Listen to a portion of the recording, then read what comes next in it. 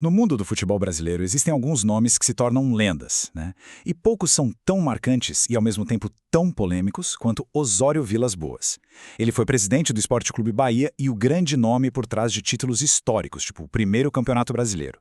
Só que a fama dele vinha de uma filosofia que ia muito, mas muito além do campo. Uma estratégia que ele mesmo chamava de catimba. E aí a gente se pergunta, como é que a gente sabe de tudo isso? Simples. Foi o próprio Osório que contou. Tudo o que vamos ver aqui saiu direto da autobiografia dele. É basicamente uma confissão em primeira pessoa de todas as suas táticas e manobras. Não é fofoca que rival, não. São as palavras dele mesmo. E essa frase, nossa, ela resume tudo.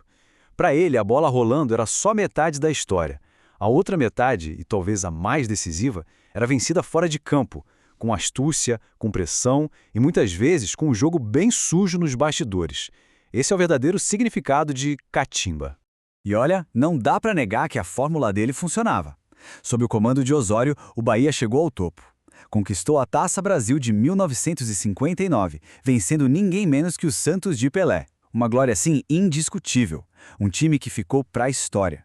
A questão que fica é exatamente essa. Por trás dos troféus, da festa toda, que métodos eram usados? Chegou a hora da gente levantar o tapete, entender como essa máquina de vitórias realmente funcionava. Tudo baseado nas confissões do próprio criador dela. Vamos começar por aquele que deveria ser o pilar da neutralidade em um jogo, o juiz. Bom, para Osório, o árbitro era só mais uma peça no tabuleiro e ele fazia de tudo para garantir que essa peça sempre se movesse a favor do Bahia. A estratégia era bem clara e direta. Usar o medo e o poder para controlar o que acontecia dentro de campo. Ele confessou abertamente que a missão dele era deixar bem claro para os juízes o que aconteceria se o time dele fosse prejudicado. E os detalhes que ele conta são chocantes. Ele não só ameaçava juízes de acabarem com a carreira deles, como levou a intimidação para outro nível. Na final da Taça Brasil de 1959, ele mandou o famoso lutador Valdemar Santana até o vestiário do árbitro para, nas palavras dele, dar um recado. Imagina só a cena. Para completar, ele ainda pressionava a federação para ter poder de escolha dos árbitros, quer dizer, adeus imparcialidade. Mas se dava para controlar os árbitros, por que parar por aí, né? A influência do Osório ia direto na fonte do poder, a Federação de Futebol, a própria organização que deveria garantir um campeonato justo para todo mundo. A tática aqui era usar o que tivesse à mão para dobrar a federação. Se precisasse de confusão, ele criava. Se precisasse de dinheiro para comprar favores, ele arrumava. O objetivo era um só: garantir que as grandes decisões sempre beneficiassem o Bahia. Essa história aqui é inacreditável. Em 1958, ele viu que o rival, o Vitória, estava mais forte, enquanto o Bahia não andava bem. O que ele fez? Se juntou ao presidente do próprio Vitória para criar uma briga generalizada na eleição da federação. A confusão, com gritaria impura foi tão grande que a justiça suspendeu o campeonato. Isso deu o tempo que o Bahia precisava para se arrumar. No final das contas, o Bahia foi campeão e o Osório ainda admitiu que tinha enrolado o presidente rival nessa jogada. E não para por aí. Em 1969, para adiar um jogo que seria difícil em Itabuna, ele simplesmente fez um empréstimo pessoal para o presidente da federação. Simples assim. Em outra vez, ele usou o irmão, que era advogado, para anular uma derrota para o Galícia, provando que um telegrama que liberava um jogador rival era falso. Com isso, ele ganhou os pontos e o título no famoso tapetão. A catimba de Osório não ficava só nos escritórios e nos vestiários dos juízes, não. O terceiro pilar da estratégia dele era uma guerra psicológica travada diretamente contra os times adversários, usando táticas, assim, completamente antiéticas.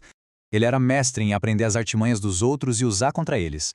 Uma vez, um rival espalhou um boato de que um jogador dele estava vendido. Em vez de só ficar bravo, Osório gostou da tática. Num jogo decisivo, ele fez igualzinho. Espalhou a mentira de que o craque do time adversário, o Flávio do Botafogo, tinha se vendido para o Bahia. O resultado? O boato desestabilizou completamente outro time.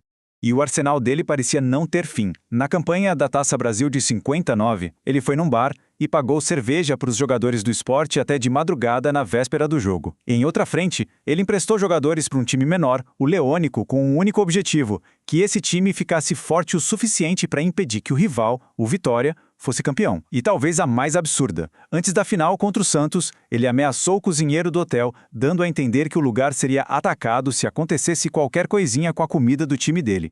Bom, depois de ver todos esses métodos, qual é o verdadeiro legado da catimba? o que essa filosofia de vencer a qualquer custo realmente significa para a história do nosso esporte. É interessante que, para o próprio Osório, catimba não era o mesmo que trapaça. Ele definia como vivacidade, como astúcia. Na cabeça dele, ele não estava sendo desonesto. Era apenas uma forma de legítima defesa num mundo do futebol que ele enxergava como sendo igualmente traiçoeiro.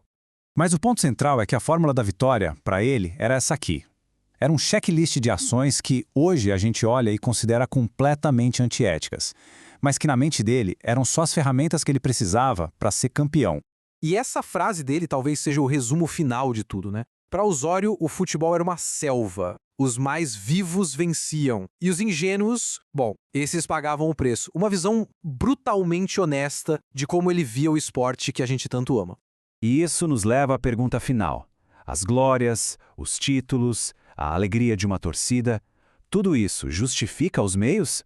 Osório Vilas Boas foi um gênio por ter entendido e manipulado o sistema como ninguém? Ou foi um dirigente que simplesmente sacrificou a ética em nome da vitória?